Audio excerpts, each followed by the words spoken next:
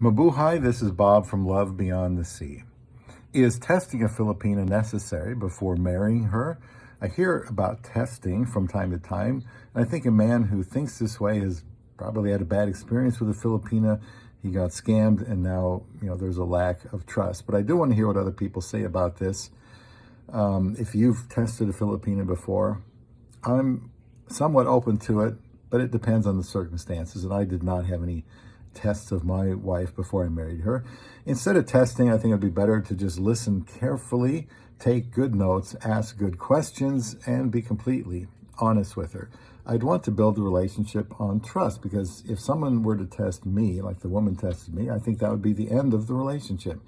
To help with any blind spots, it always is advisable to have a good friend or advisor that can help listen to you and help you to see things so that you might not have to resort to testing her. Marrying somebody from that far away is a big deal. So, there may be circumstances where it is advisable. Just let me know in the comments.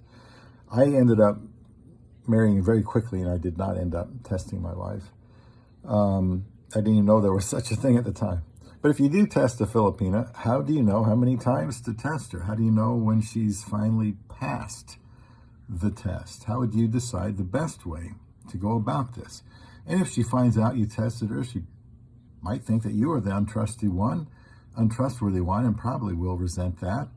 Maybe the only time I would feel comfortable telling somebody that they should do this is if they started, a relationship and they feel like it was going well, and then all of a sudden something doesn't seem right.